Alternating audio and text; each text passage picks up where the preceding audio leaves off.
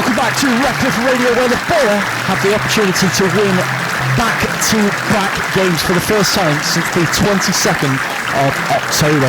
And they can take another step towards safety once more. The competitors, Rushall Olympic, who like the Borough have only won 3 games this season, stand in their way. Rushall with the chance to come forward. It's not a bad looking ball into the penalty area for what looks to be King once more. Clips it in. Glanced away by Sargent, and then a struck comes in from Lakovic. Blocked by Radcliffe, but Rushall was still kept hold of the ball. Headed away by Roscoe. But they're working it well here, in fairness. Lakovic once more. 25 yards out, straight down the barrel for Hurok, down to this right-hand side. Dives onto the ball, but never really going to test him, that one. I mean, it's a save you expect him to make, and it's the save he did make, because, as we say, that one of our low-knees is outscoring again. You've got to say they started the game in these opening 5 minutes quite hot and ready to go, really. Kind of caught us off guard as that corner comes sprayed in.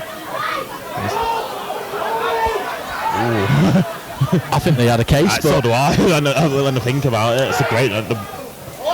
They had a chance there as the ball was delivered in from the debutant in Lakovic. The connecting header was from McKilden. More of a glancing header, unfortunately, rather than a.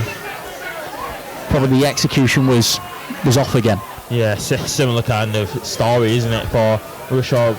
Good initial play, but getting into that final third, they're struggling with that last 1 to 2 passes to create the actual opportunity. It's a great ball. It's a fantastic switch from Hancock towards Jackson now, who can descend down on goal. He's forced himself wide in the light. He's now halted momentarily, but he should get there at this second attempt, and does, before finding Adams, who will try and dig out across, and does, met by the head of Hume, I believe, but the offside flag is up to halt any impending pressure from Radcliffe, but unfortunately the subsequent header was always going off target as well. Yeah, it was always rising over Paul White's crossbar. And back to Roscoe, out to Jackson once more, crossing into the Rushall half, clips the ball forward towards Hume, who tries to just flick it inside for Owolabi. I think initially he's just trying to bring it under control, but it almost turned into the perfect pass. Yeah, I was going to say initially I think he's trying to bring it under his spell there, but as you said, it almost worked in the favour of us and find Owolabi, but just thought it would have been out of his reach, and Radcliffe have won possession back midway. Well, midway inside the pitch, should I say. Now it's Hume, who's pushed it forward for Jackson, and then Jackson back to Adams.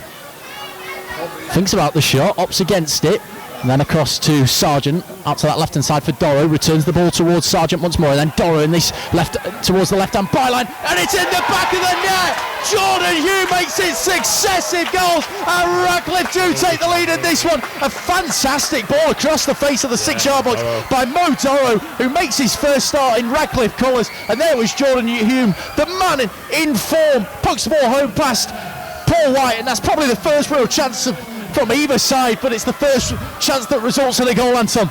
Yeah, it's the first proper dangerous opportunity for either side in and around that 18-yard box, and as you say, Mo Dorrow did brilliantly down that left-hand side to beat his man and fired it across that 6-yard box, and there's Jordan Hume gambling at that near post for the Rushall defence if he's going that way, and obviously help our defence in the opposite. As Roscoe heads away the free kick, and Jackson looks to try and get away, surrounded by a couple of bodies, and he's dispossessed. Strike off. It's hit the top of the bar, and I think it was, I don't know who it was, is it? Roddy McGlinchey. It's a great strike. It looked like it was just nestling towards the roof of the net on the left-hand side, but thankfully the bar was our saving grace on that occasion. Hurok was rooted, wasn't he? He didn't move. He just twisted. He was like all of us watching it. Well, you can see the pace that he's got on the ball. You can still see the crossbar reverberating. Good word. Don't ask me to spell it though. For a Rushall man. He'll get to that though. Well, that's a great step from Hancock, and he pokes it off his defender's toes, and now finds Jordan Hume, who strikes it straight into the body of Cameron. He's tried that striker thing, hasn't he, where just trying to weave it round his man. Well, I don't think he did that. I think he's trying to slap it through the defender's legs. But here's Lakovic up against Roscoe, delivers the ball in across that 6-yard box, stabbed away by Maynard, and then he's helped out by Roscoe as Radcliffe can now turn defence to attack. as the ball's spreading forward for Owolabi, who gets there ahead of Farney, but it's a great challenge by Farney to poke it behind for a corner, but a great run from Owolabi in towards that right-hand channel. You can see the way he bent his run, didn't he, to keep himself on the side. In all green today, before it's clipped long towards this right-hand side once more, headed away by McAlladon, before Smith collects, and then Maynard to Doro down the line for the goal scorer Hume, who bypasses one challenge, can't get away from the second one, but still collects it at the second attempt somehow, and now driving towards goal, back out to Doro, digs out across towards that back post towards Jackson. Take time, he had more time there, could have brought that one under and then got the crossing rather than trying to just lashed at it, hasn't he? I feel that he has to go back across goal once more. I don't know how you oversaw that. That's what he's trying to do, I think, but he had more time than he realised. He should have just brought it under control and then whipped it across rather than going for it first time. But they're certainly asking questions, aren't they? Yeah, there's more than so as the good shot at that corner. It's not a bad looking ball from McGlinchey, but well dealt with by Radcliffe, and now the ball breaks towards Doro, but he's just beaten to it by Ford, but it ricochets back off Doro and finds the 7 in McGlinchey, who plays it McClintock, who plays it across the 6-yard box, and then it's stabbed home into the back of the net by a Rushall man. I don't know who it is who's had the final touch, but Rushall do draw this game level. We touched on how there's been warning signs, and once again Radcliffe don't pick up the runner, and it's forced into the roof of the net, and Rushall have equalised here. Again, they started the second half since they started the first. Rushall this time got a final product out of it. As I say, we're unsure who put the ball into the roof of the net. Probably have to wait a moment or two and check Rushall's socials to see if they know, because we don't have an actual Scooby to say who put that one in. Radcliffe have got to go once more. They've got to try and change this game back into their favour once more, as Adams clips it forward for Hancock, who receives a little bit of a nudge in the back, not acknowledged as a foul, and the subsequent throw is taken by Jackson to Hume. It's across it's a great ball across that area of uncertainty where Doro was just waiting to tap home, forced behind for a corner kick by Josh Green. Great defending, to be fair. Great defending, but equally great initial cross into the box from Jordan Hume, who looked to be the provider. Yeah, as you say, he's now taken by Adams. It's not bad looking. By Lewis Maynard. Well, that is the lead restore. We touched on how set pieces were going to cause to be problematic, you felt.